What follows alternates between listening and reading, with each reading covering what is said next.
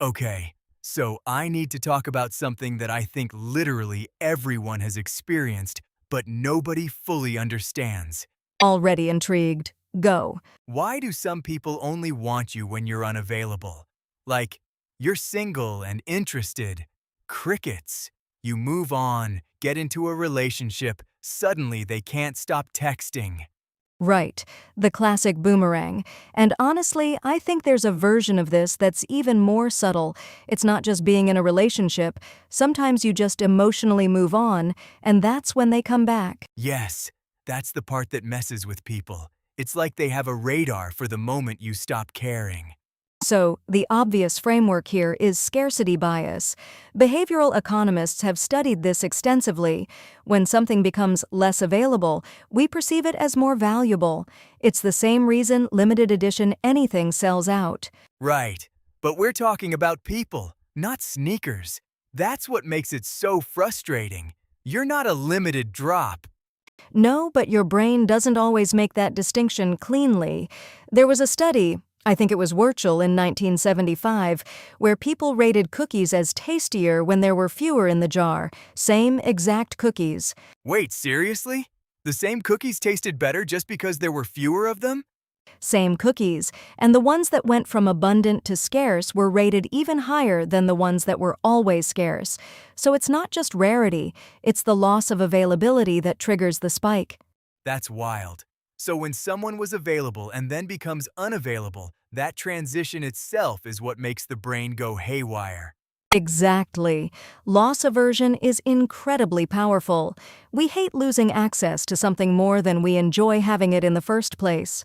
Okay, but here's where I want to push this further. I don't think it's just scarcity. I think there's an ego thing happening. When someone is available and interested in you, there's no challenge, no conquest. And some people, not all, but some people are basically addicted to the chase. I'd push back on that a little. I think addicted to the chase gets thrown around too casually. What's actually happening in a lot of cases is an anxious avoidant attachment dynamic. Break that down for me. So people with avoidant attachment styles tend to feel suffocated by closeness. When someone is available and pursuing them, their nervous system reads it as a threat. But the moment that person pulls away, the threat disappears and suddenly they can feel desire again. So it's not even conscious. It's like their body is making the decision before their brain catches up. In many cases, yes. And here's the thing, they're often genuinely confused by their own behavior.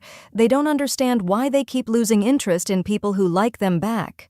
Okay, I hear you on the attachment stuff, but I still think there's a subset of people where it is an ego thing, where they just enjoy knowing someone wants them, and the moment that validation is secure, they get bored. Sure, that exists. But I think it's smaller than people assume. What looks like ego from the outside is often deep insecurity from the inside.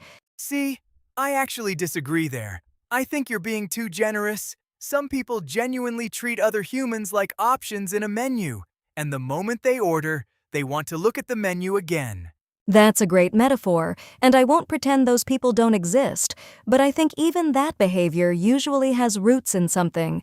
Maybe fear of intimacy, maybe narcissistic tendencies that developed as a coping mechanism. Fair.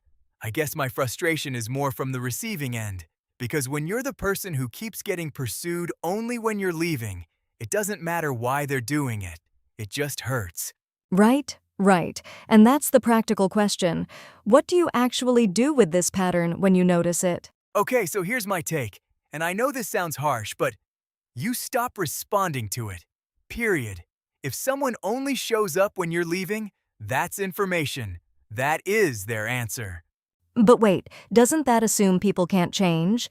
Because attachment styles aren't fixed. There's solid research showing people can move towards secure attachment with awareness and often therapy. Sure, they can change, but it's not your job to be their therapist while they figure it out. You can't love someone into being emotionally available. No, I completely agree with that. You shouldn't stay in a pattern hoping they'll evolve. I just think we should be careful about writing people off permanently versus recognizing a pattern and setting boundaries. That's a good distinction. Boundaries, not doors slammed shut. Exactly. And honestly, I think there's a mirror here that people don't want to look at. Oh, here we go. Hit me. If you keep being attracted to the people who only want you when you're unavailable, you might also have a pattern. Anxious attachment tends to be magnetically drawn to avoidant attachment. It's like a lock and key. Okay, that? Yeah, that's uncomfortable, but probably true for a lot of people. The stability of someone who's consistently available can feel boring if you're wired for that anxious roller coaster. Right, and this is where it gets tricky, because that roller coaster of uncertainty, the highs and lows, your brain can literally mistake that for passion. There's research linking intermittent reinforcement to dopamine spikes that mimic addiction. So you're saying the hot-cold thing is literally addictive on a neurochemical level? Basically, yes. Slot machines work on the same principle. You don't know when the reward is coming, so your brain stays hyper-engaged. That is deeply unsettling when you apply it to relationships.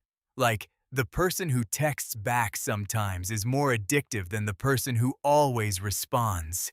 Unfortunately, yes. At least in the short term. In the long term, secure and consistent love is what actually makes people happy, but it doesn't give you that initial neurochemical rush. So basically what you're saying is, we need to stop confusing anxiety with attraction. That might be the single most important relationship lesson anyone can learn. Butterflies aren't always a good sign. Sometimes butterflies are your nervous system telling you this person is unpredictable. Man. Okay, I think we've landed on something real here. Both sides of this pattern have work to do. The person who only wants what they can't have needs to look at why closeness feels threatening. And the person who keeps getting pulled back into that cycle needs to ask why emotional consistency doesn't feel like enough. Because at the end of the day, being wanted only when you're leaving isn't being wanted. It's being missed, like a possession, not loved like a person. That's really well said. And I think the goal, for everyone, is getting to a place where you can want someone who's right in front of you, fully available, and still feel that spark. Yeah, choosing the person who chose you first. That's the whole game. That's the whole game.